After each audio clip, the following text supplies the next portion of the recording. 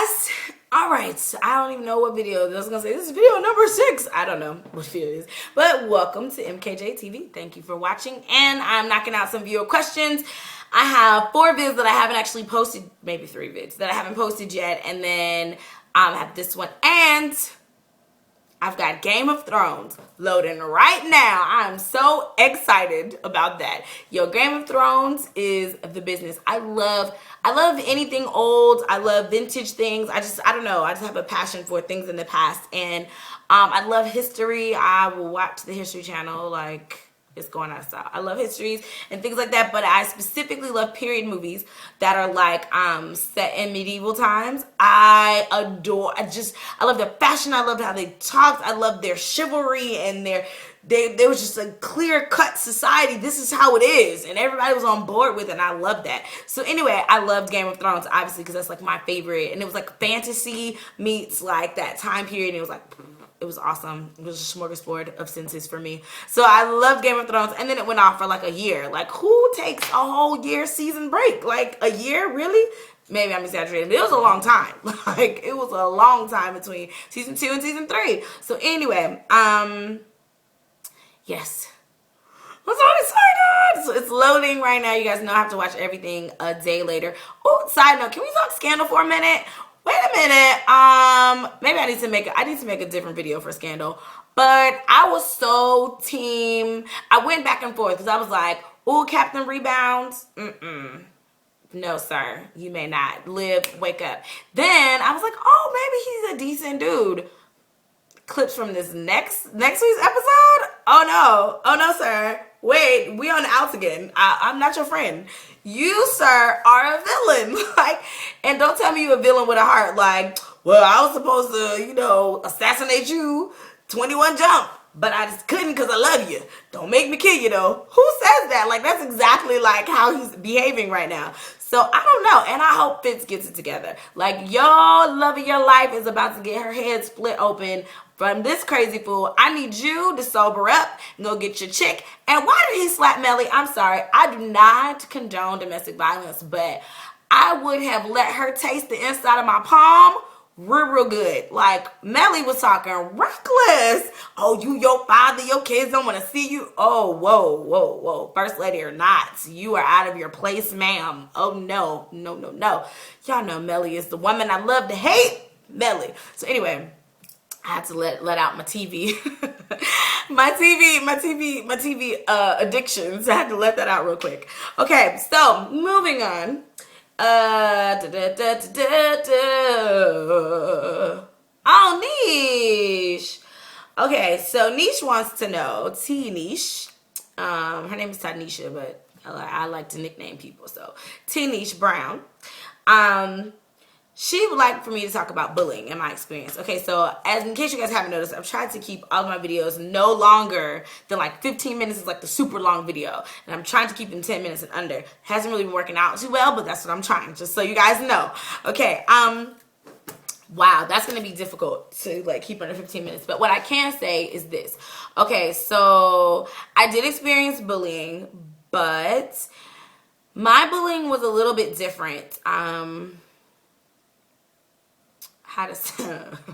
Okay, I was a little bit of a bully myself. I was kind of mean. And I was mean because okay, in church, I was so bullied. Like, but it was a part of my life. Like, I didn't realize that it was bullying until I got older. Like, because up until that point, it was just like, that's how we relate. These are my friends. That's what they do.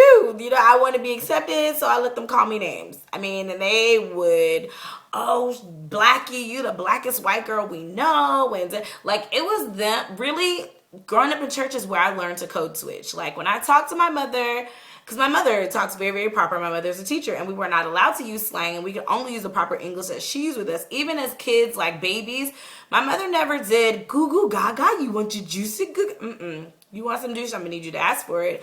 I know you know those vowels, and you gotta put them together. I'm gonna need you to run that. So, and then my mother's very, very, very, very, very prissy. She's like a super Southern belle, and so you know, that's just how we spoke. Like, we weren't allowed. And then my mother also grew up during civil rights movement. So, not grew up, she was a part of the civil rights movement, so my parents are older. And so, for them, proper speech, proper etiquette, how you carry yourself, how you dress, how you present yourself, all of that tied into your home training and how your parents raised you and your education level. And you can't expect people to take you seriously and even give you a shot if you aren't putting your best foot forward all the time. So, unfortunately, that was met with disdain by many of my peers. And, you know, as I said, they would say, oh, you're the blackest white girl we know, and Blackie, and all these really terrible, mean things. That was like, I answered to it. And, you know, they say it's not who you are, it's not what they call you, but what you answer to. Well, I answered to those things because that's what, you know, that was the thing. Growing up dark skinned in the South is just not popping. So, like, my life was like, that was my whole life, was being bullied. I didn't think I was beautiful. I thought I was very ugly. I thought, you know, I should really study. And okay, this is probably really bad, but this is how I felt. I'm just being honest. You guys know I can only be real. I can only be me. I honestly felt like I should learn as much as I can and be as smart as I can because I'm ugly. So I think my chance to, like, get money, excel or whatever is gonna happen in the books with my brain because I don't have the physical appearance that, you know, other people have because I'm dark. So no one's gonna want to hire me off of beauty. So I have to have, my brains need to be on point, no pun intended. My brain needs to be on point. And so that's really why I studied, you know, and I did love to learn. It just so happens I love to learn. But a lot of that motivation was because I was like, well, ugly people, you better be smart because you're ugly. So, and I felt, you know, I was in that category. So I experienced a lot of bullying in terms of, like, name calling. No one ever, like, physically assaulted me until I got to middle school. And that, I think, was honestly just an attack. I don't know why. I honestly don't know why. Because, okay, so that was my home life. And when I got to school, I was the tallest kid, believe it or not. Yes, I'm 4'11", but I hit my growth spurt early. So I was 4'11" in elementary school. I was huge. I was a huge elementary school. The height I am now, I was this height in elementary school. So, of course, I was always in the back of the line. It was always like, you know, Avery team, because I was huge. Like, I was a huge elementary school, which, because people mistreated me at home and at church, which is where we spent all of our time, I decided to retaliate and beat up on other people at school. So I was mean. Oh my God, I was so mean. I've been suspended and everything. Like, I was just a mean child. I was mean and I was angry.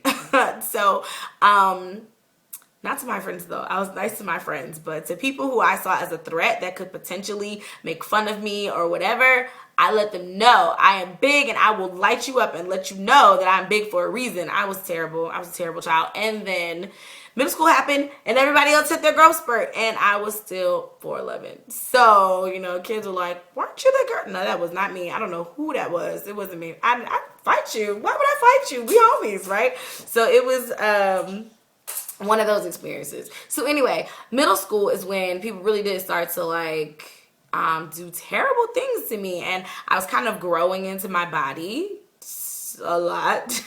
So, of course, I had all the other girls were in training bras and I was like a full B cup. Like, it was crazy. So, and then, although this is not mine, praise the Lord, none of this is mine. I had very long hair and I've kind of always had long hair. Now, again, that was a Southern thing. Like, oh, if you're dark skinned, you need to have long hair because you're not pretty. So you need to let your hair grow out. So something will be pretty about you. And so I wasn't allowed to cut my hair and blah, blah, blah. Anyway, the other girls were rather jealous about it. And people tried to cut my hair. On the bus, I think I shared this in a different video. I still have this. I'm not going to show y'all my boobs, but I still have the scar. There was these two twins. I don't even know if they're watching Jake and Jock. Ugh, I don't know if they're watching, but I was surely pinned down and stabbed in my chest to deflate my boobs because they weren't real.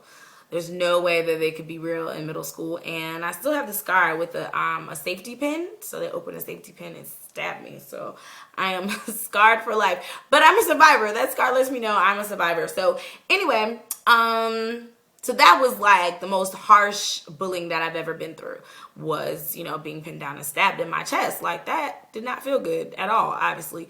And then there was the bullying that came because I was unfortunately friends with some people who did not make good life choices. And since I was friends with them, guys were assuming that I also would, you know, do what I do. But I was a virgin, and I was like, no, I'm in middle school. What are you talking about? Like, no, I would not. Go away. You and your penis, go away. So because of that, oh, she's approved, da da da da, I got bullied for that. So I did get bullied, but it was for different things. Like, I don't, like, now people are just vicious. Now people are like, you know, you're gay, you're black, you're smart, whatever. And they're like over the top bullying. So I've never experienced that. Does it still bother me? Absolutely. I had to really and truly work through my self-esteem, for sure. Even till this day, like, y'all see, when I take these videos, these lights got to be on 1,000,000,000. I will not be in the dark because I look dark, and then it makes me feel like, I don't know, it's like looming over me, you know, oh, you're dark. Like, that's always going to be in my head. You're dark, you're dark, you're dark. So, I don't know. Do you get over bullying? Yes, you do. As an adult, you get over bullying. Does it affect you? Yes, but it doesn't halt you. I think as a kid, it halts you, like, maybe what they're saying is true, and I can't do these things, and I shouldn't do these things, and I shouldn't feel like I could, you know, take over the world. I shouldn't feel like I have dreams and should go after those dreams. Like, bullying as a kid will seriously, like, shut you down and halt you. Like, just boom, you just stop. But as an adult, you're like, okay, I lived, and people are mean, but some people are nice. So I should surround myself with nice people. And Adele, I think I mentioned this in another video, but Adele had a quote that was like, do I have insecurities? Absolutely. Do I surround myself with people who point them out? No. So it's true. And I think that, you know, your surroundings are like 85% of any battle in life. It's who you're around and what environment you allow yourself to be in. So as an adult, if you're still suffering from things that you experienced as a child with bullying, I don't think that you should feel bad about it.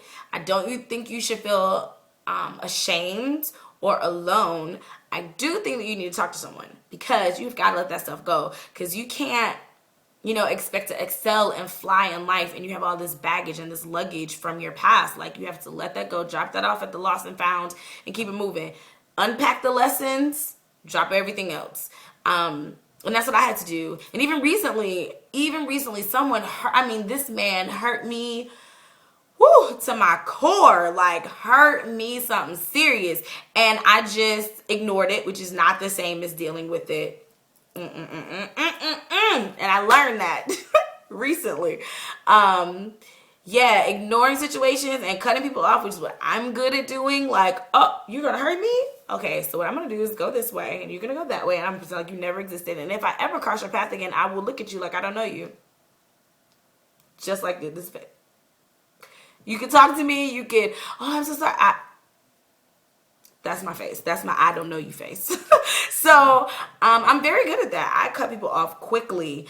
But the problem is that means now I have all these open wounds that are undressed, they haven't been attended to, and I just have these open wounds just seeping and gaping, and I'm walking around.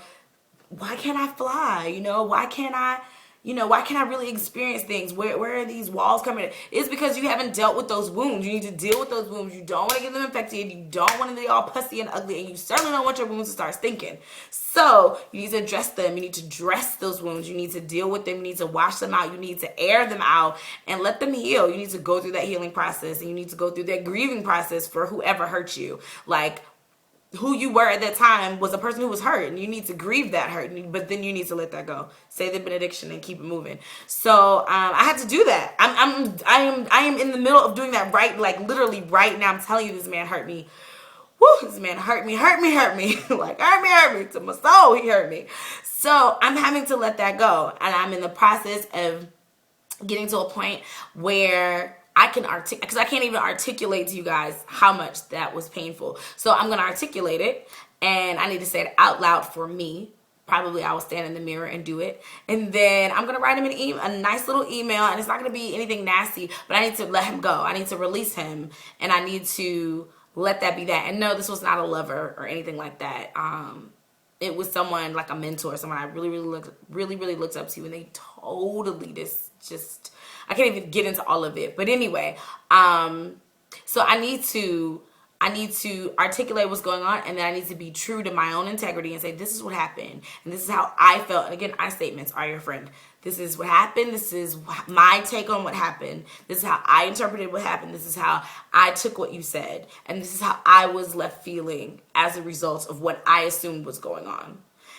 Then at that point, I'm just going to let it roll. Like, and I forgive you. That's going to be my last statement. And I forgive you. So, dear heart, if you've had one of those experiences and, you have to still see those people, or you have access to those people, whatever, you need to allow yourself to heal. Don't keep walking around with those open wounds. Like, that's not popping. That's not what you want to do. And it's going to trip you up later. And I guarantee you, had I not addressed this, there are some things coming around the corner. I probably would not be in the right mindset, because I was carrying that stuff with me. I wouldn't be free to run forward. And I'm telling you, God is opening some gangster doors in my life. I wouldn't have been able to get through the door because I'm carrying all this baggage. I can't fit through the door with the baggage. I can't do that. So either the door can get bigger, or I got to drop some of this baggage. And I'm thinking that dropping the baggage is what I need to do. So I would suggest that you go back to your childhood, revisit that time that you were bullied.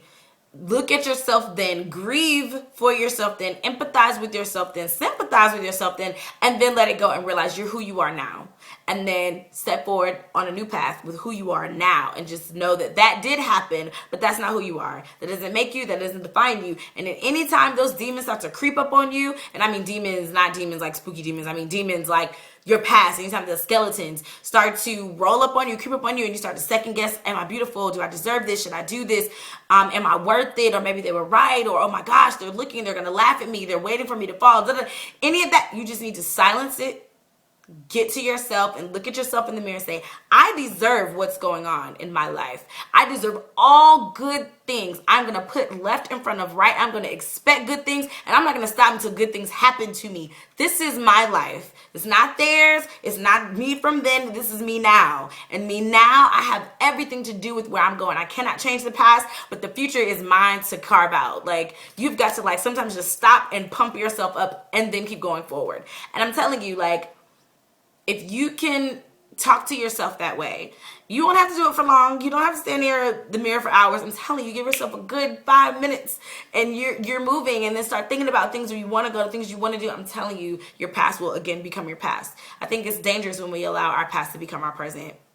And I don't know if it was a car video or a pastor somewhere. It was in a car, your windshield is bigger than your rearview mirror, because, the scope of where you're going is so much bigger. The bigger picture is so much bigger than the tiny little things you can see in hindsight. That's your past. It's behind you. Let it go.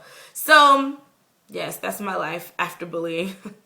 And I try not to bully other people, because sometimes I do. I try not to bully other people, especially if I'm in a position of leadership. I really, that's something I pray, God, I do not want to ever make anybody feel less than. I never want to make anybody feel inferior. I never want to make anybody feel like they don't have what it takes for whatever it is they want to do. So, yes, love yourself and love others.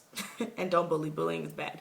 So I hope I answered your question. I'm at 18 minutes. I'm so sorry. I knew that was going to be a long one because that was a big question. So, yes, if you have any other questions, please leave your comments below. I love you all. Thank you for watching MKJ TV.